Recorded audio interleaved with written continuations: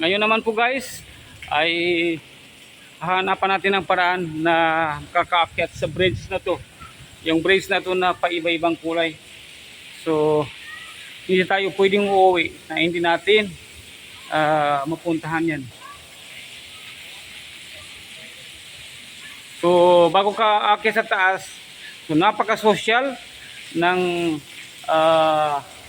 ano na yan kasi mag-elevator ka pa. Daw po nito? So, ayan. So, ayan.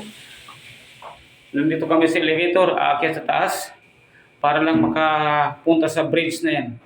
Yung bridge na yan na paiba-ibang kulay ng light. So, ayan pa rin ang aking misis. Hi ka naman dyan.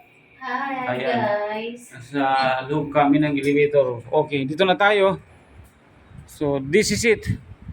Sa wakas, napuntahan na rin. Mayroon bang last floor? Adam pang sikan. Oo. First man niya. Kata ba ito kaginawa luta side eh. So, dyan na tayo.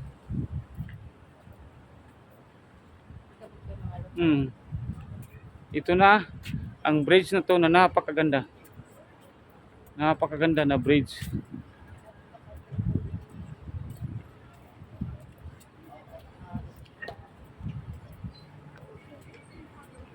So, andito na tayo sa kanina ko pa pinaplano na pupuntahan natin na bridge na from one side na pwede ka pumunta sa other side sa pamamagitan ng tatawid ka sa bridge na to. So kasama ko pa rin ang aking my beautiful wife. Ayan.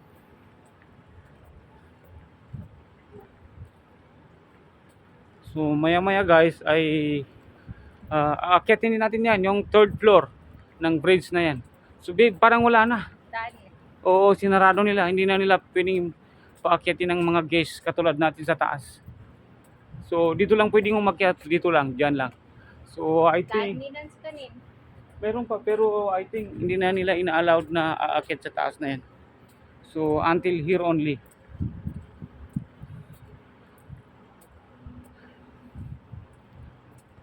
So bridge pa lang, yung ceiling pa lang na kinabitan ng light ay bayan ng kulay guys. mamangha ka sa See? Kanina so, red. so decente ang ganda ng paggagawa. So may shop dyan sa unahan Green. na I think that is a restaurant. Gusto sino man po gusto magpalamig, inom ng drinks, cold, hot drinks ay mayroon. Meron po. So soon inshallah, yung aking misis ay kanina pa tanong na magkano presyo ng yate na yan kasi gustong sumakay sa yan, ayan, mga yate. So all this yate is for rented. So nirerentahan yan sa mga gustong may plano o magnanais na sumakay ng yate. Meron po dito na puro yate na all para rentahan. So ayan guys, papaliwanag ko lang po sa inyo. So this yate is rented purpose only. So hindi na tayo sagarin doon sa unahan, hindi na. At least hindi pa natin napuntahan yan. Okay. So at least ayan, iikutan ko lang. Sa other side naman tayo kukuha ng mga views. So this area ay uulitin ko lang po.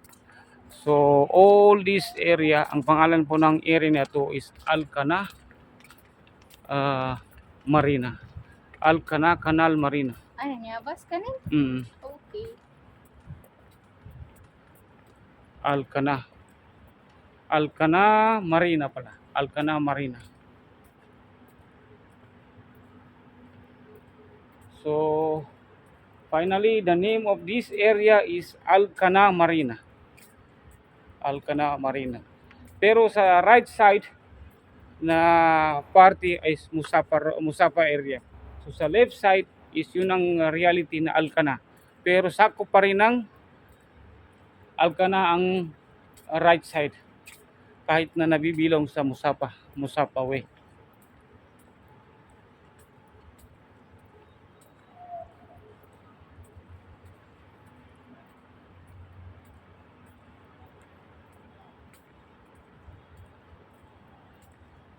Kainit guys.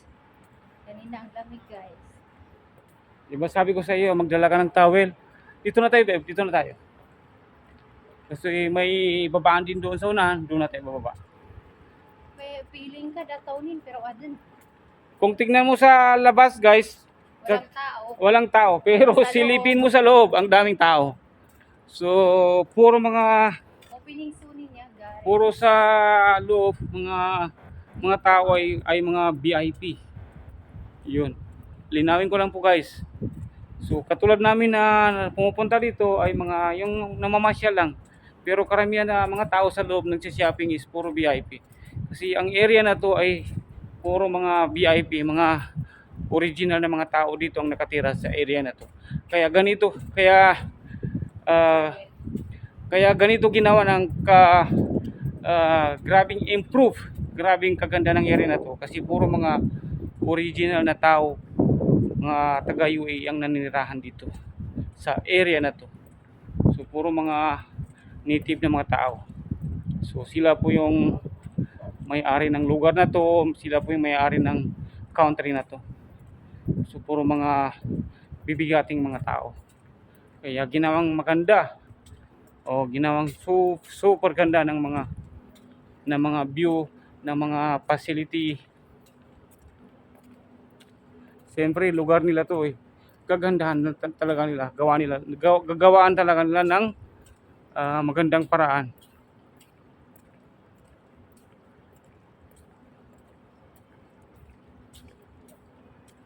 So ito guys, tingnan nyo pati yung mga bakal-bakal na yan na ginawa, may swimming pool sa baba, ginawa ng decoration na bakal. So ang bakal na yan ay pag ginaon yan, nag-spray yung tubig, parang nangyaring fountain.